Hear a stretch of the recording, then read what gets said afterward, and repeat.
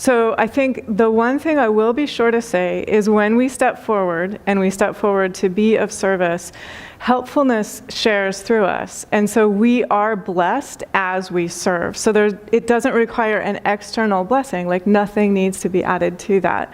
So the prasad, the blessed food that particular student was distributing was making visible the blessings that everyone was receiving. But it doesn't actually take the physical prasad, if that makes sense. So the traditional explanation is that the divine shares through a teacher of truth by thought, so it can happen by thought, by word, can happen by word as well, by touch. So like if you've ever seen people who hug or who shake hands in a greeting line, that's a form of sharing divine sacred energy. But also, thank God, in these socially distanced times, by look. And so the gaze as well is a way that the divine is able to share grace and blessings. And I would say this is 100% absolutely true for teachers. And I would also just add, it's absolutely true for every member of the meditation community. It's true for every human on the planet who has an intention of walking in kindness and walking in peace and walking in awareness. So that intention shares whoever you are, wherever you are, however you are. It can't help but do that. And so it is a natural part of our being in form, our being in time and space, our being in the body, and also being eternal. And so like on the level of soul, we're all the one. And there's only the one. And so if you take that particular example, there is the one whooshing into time and space as that teacher, and the one equally whooshes into time and space as the student who's carrying around the tray of food that's been blessed, and the one whooshes into time and space in the form of everyone who is receiving the blessed foods. It's all the one. And so if you happen to be the one who's holding out the tray, it's the one in that form, holding out that tray. And you can just have that kind of consciousness and that awareness. And if you're the one who's receiving a little sweet treat, amazing to receive a little sweet treat, and it's just the one receiving that. And so just to have like this recognition that when we live in that awareness, it's always the face of the divine whom we're greeting. So we're moving into the Advent season, so it's always the face of the Christ. It's always the face of the illumined one whom we're greeting. And we begin with that meditation from Swami Nityananda, the divine within is the face of the Christ. So within each of our hearts is the divine, is the face of the Christ, is the one that wants nothing more than to be kind and helpful and hopeful and of service. And this will also be magnificent for the people meditating on Tuesday on Krishna's teachings about karma yoga. So when you step forward to be helpful, what happens is, you could play with this in many different ways. Karma gets transformed into dharma. So what seems to bind us gets transformed into that which upholds the universe, that which frees us. And really it is just that willingness, that joy, that intention to be hopeful, that intention to be helpful. So we could keep meditating on this forever. Those are a few of the teachings that I wanted to share. But just the divine assurance that every one of us is absolutely supported and blessed every moment of our existence. Every one of us, it is the one who is taking that particular form in us right now, in all of our humanness right now. And so I'm going to move right over here to the Advent wreath, and I'm just inviting us to connect with a couple of things. First of all, I'm inviting us to connect with the greenery of the wreath. And so the evergreen of the wreath and the circular shape of it make visible beginningless, endless love. And so if you can just allow yourself to feel, to directly feel the way that this is beginningless, endless love made visible. And the greenery also makes visible eternal life, so immortality. This is our true nature. This is our true name for every single one of us. And so when we look at this, and I just invite you to let this be breathed into you, into every cell of your body, you're receiving the gift, the blessing, the support, the remembrance that divine eternal love is within you. Beginningless, endless love is within you. Beginningless, endless, immortal life energy is what walks through you. And this is true, like even if your right foot is feeling super crampy and you're like, agony, because your right foot won't stop cramping, or your knees are feeling really painful, it's still beginningless, endless love. It's still immortal life that is walking through you.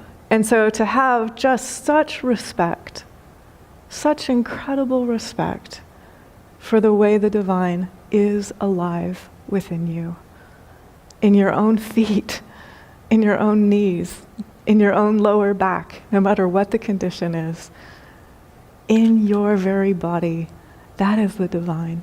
And so this is a wreath that is giving us an outer expression of that truth and that teaching. So this particular candle, which I'm about to light, is the light of hope. And I invite every one of us to breathe light of hope into our heart, into our mind, into our body, into our life. And I love what Padma said. This is not the light of wishful thinking.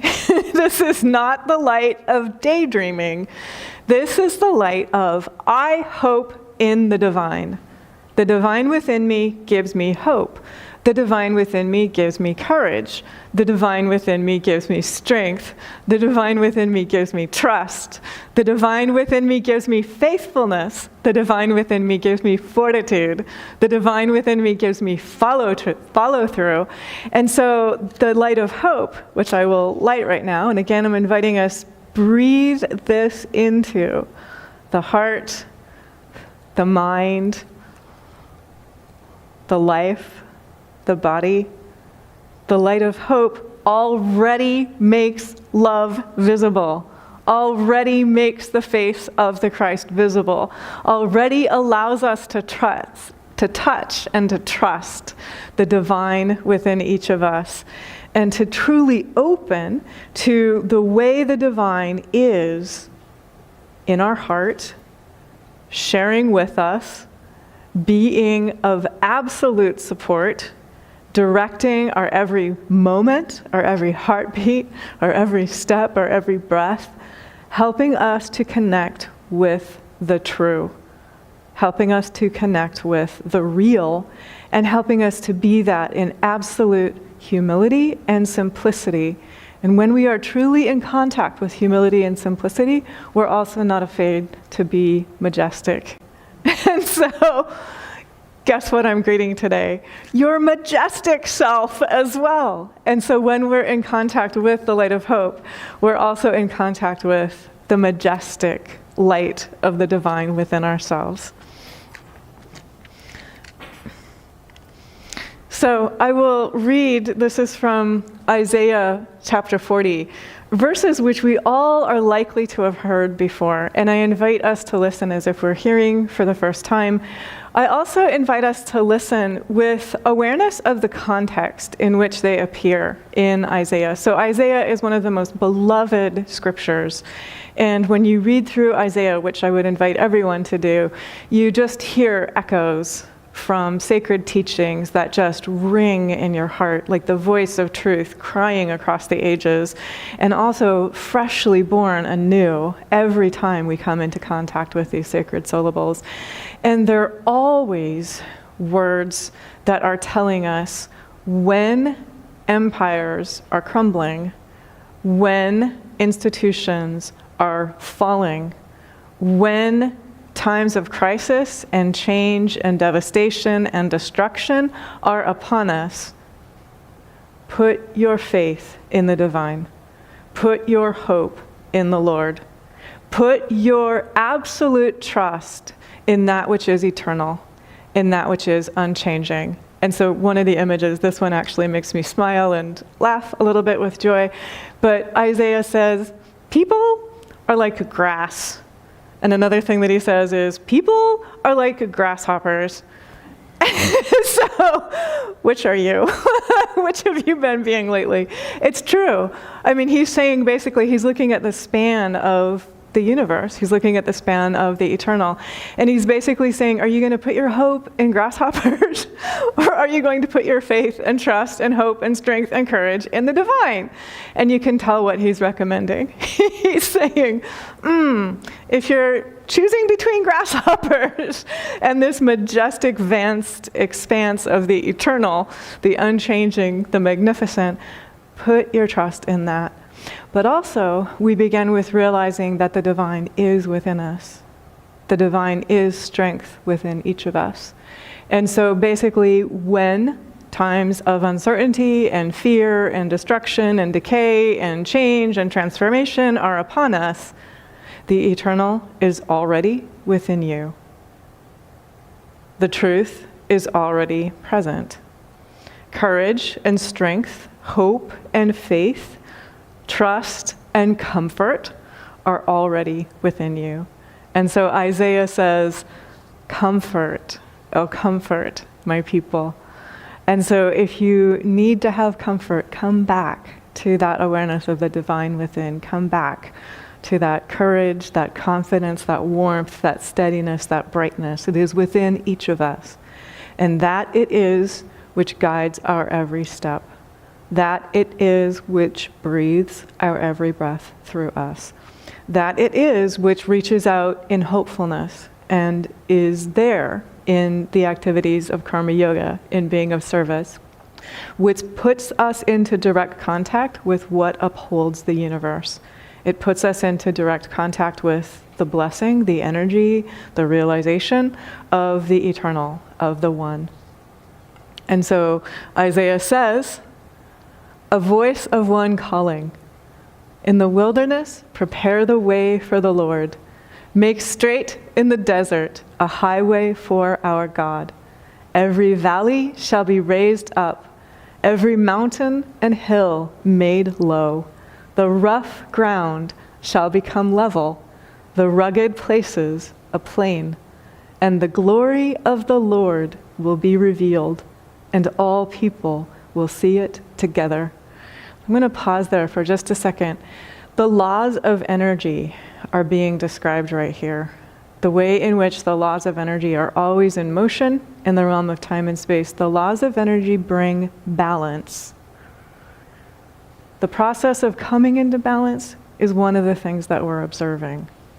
So we're observing this within ourselves, within our own lives. We're also observing this around the globe. And so be not afraid.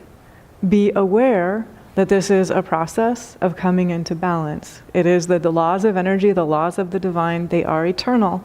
They are always present. And when we are in harmony with them, we walk in the way of the Lord. We walk in the way of kindness. We walk in the way of peace. We walk in the way of courage. We walk in the way of strength. We walk in the way of comfort. We walk in the way of trust.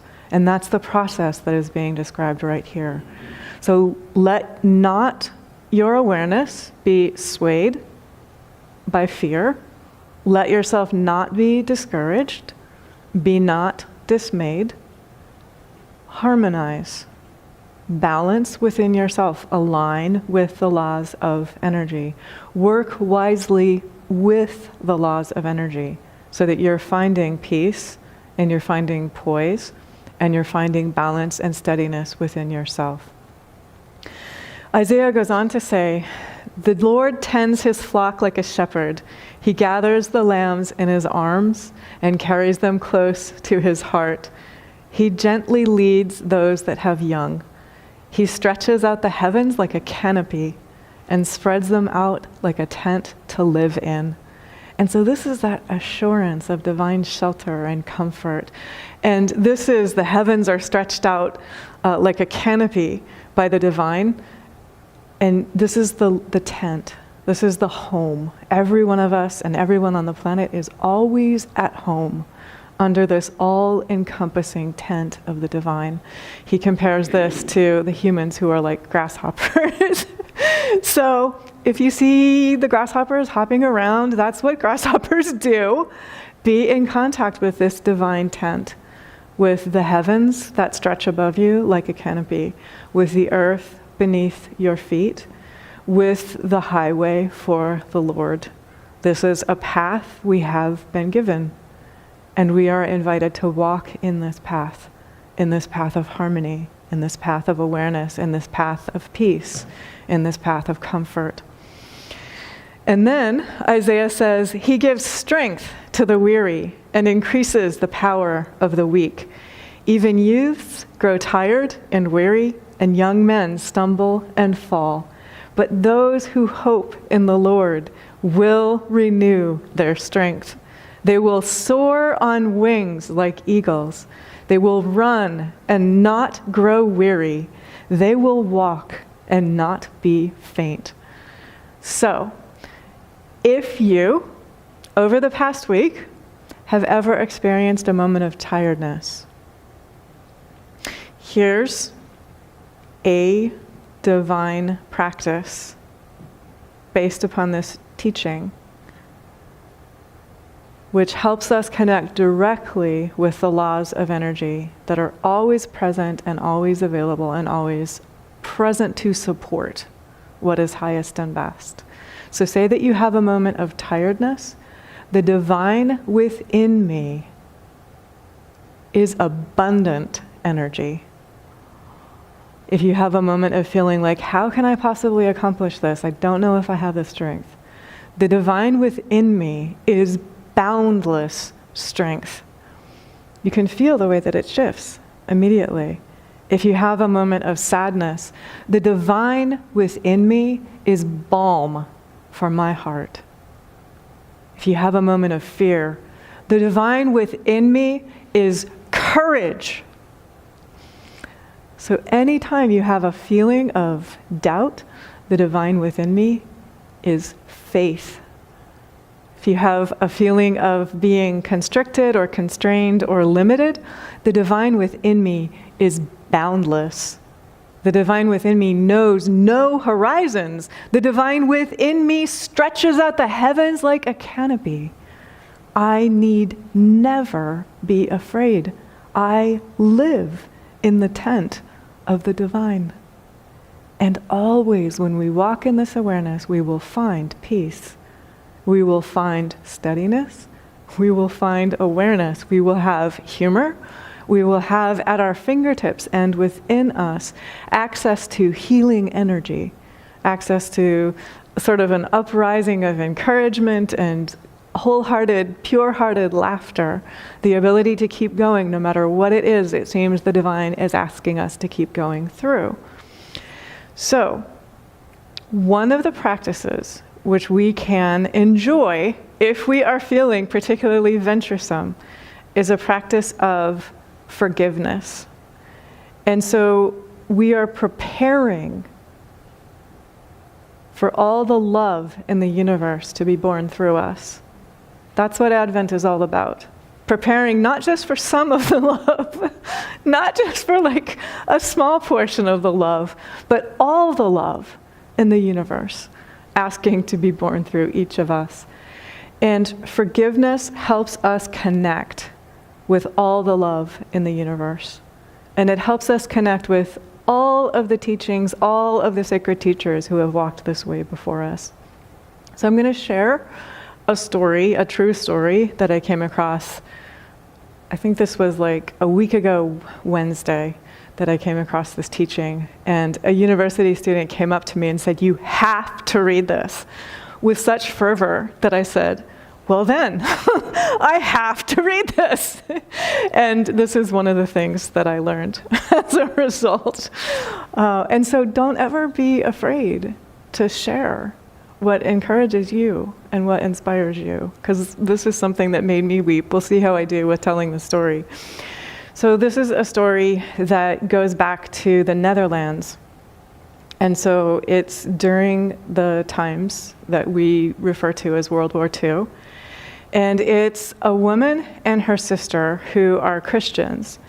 And they are Christians who live the teaching that every human is a sister, every human is a brother.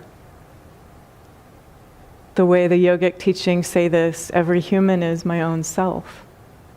They live this teaching. And so they're in the Netherlands, they are Christians.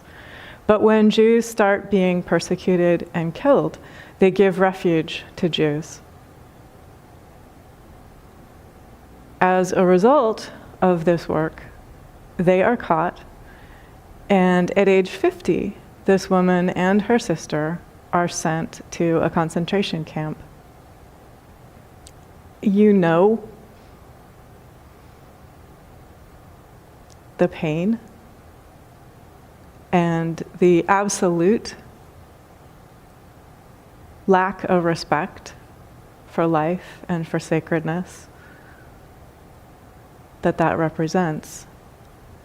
And so for this particular woman, she actually saw her sister wasting away, becoming thinner and thinner, and ultimately dying shortly before she herself was liberated. She kept living her faith, and so after she was back in the world, she opened up a home for people who also had been abused in concentration camps. And she forgave everything that had happened to her. She actually went back into Germany and gave talks about forgiveness. And so this is on one of those events. She gave a talk about forgiveness. And she recognized in the audience one of the guards at the concentration camp who had tormented her and tormented her sister, and attempted to degrade and humiliate them. She and her sister were so filled with divine love and faith that it didn't work. And what happened was the guards degraded and humiliated themselves through their behavior and their activity. So she gave this talk about forgiveness, and she meant it with her whole heart, that forgiveness absolutely had to happen for healing to occur on the part of anyone. Forgiveness had to be present for healing to occur. Using the terms of Advent, forgiveness had to be present for all the love in the universe to be born through each of us. And so she gave this talk about forgiveness, and she meant it. And then after the talk, she came face to face with the prison guard. And he said to her, "Since the war has ended, I have become a believer in God. I believe that God forgives me. But what I want to know is, do you forgive me?" And she said in her heart, she knew the only possible answer was, "I forgive you." He held out his hand to her, waiting for her to reach out a hand to shake his hand in forgiveness. And she said she couldn't move her hand. She found that her hand was scrabbling in her handbag as if she had misplaced something. So she put her hand in her handbag rather than reaching out a hand in forgiveness. And then she had this conversation with herself inwardly, and she said, "I see this daily in the home of those who have been wounded, those who are able to forgive their captors and their tormentors heal. They're able to go back out into the world regardless of physical injury, independent of physical wounds. They're able to build a new life. Those who are not able to forgive are not." And so this went through her mind. And so she had this conversation with the divine while her hand's scrabbling around in her handbag. And this guy's hand is outstretched, awaiting her handshake. And she says to the divine, I can move my arm. I can move my hand. I cannot supply the feeling of forgiveness. If I move my hand, if I move my arm, will you please supply the feeling of forgiveness? And so with all of her strength, she reached out her hand and she shook his hand. And as she reached out her hand, the warmth of divine love flowed down her arm, from her shoulder all the way down her arm and into her hand. And she said it was the most intense experience of divine love she had ever felt. For each of us, it's the divine reaching out a hand. In fact, it is our own selves. At bottom, we're always forgiving our own selves for having experienced whatever it is that we have experienced. The divine reaches out a hand. For each of us, the question is, am I willing to reach out my hand? Am I willing to shake the hand of the divine friend? Am I willing to allow the feeling of forgiveness, the feeling of supreme love, to flow from the divine within me, even when my human self feels that it is impossible? So that I too might find it possible to say what she says. She says to him, my brother, I forgive you. With all of my heart, I forgive you. And she means it with her entire being, because it is all the love in the universe that she has tapped into by being willing and by asking and allowing all the love in the universe to sweep through her and to bring that incredible healing, that incredible blessing, that incredible reconciliation, that incredible comfort, that incredible strength, that incredible hope, that incredible trust, that incredible courage, so that we know that always we are walking on the highway of the Lord. The canopy of the heavens is stretched out above us. We are dwelling in the tent of the divine. We are loved. We are cared for. We are cherished. We are supported. And for each of us, let us be willing to let go of the old sadness, the old trauma, the old pain, the old fear. And if there's any new sadness or new trauma or new pain or new fear or new uncertainty, allow that also to go. Coming back always to the assuredness. The divine within directs my life. The divine within reveals the truth. The divine within is hope and faith and courage and strength and trust and joy and comfort and healing and glad-hearted laughter, forgiveness, freedom, well-being. Thank God, and God bless us all.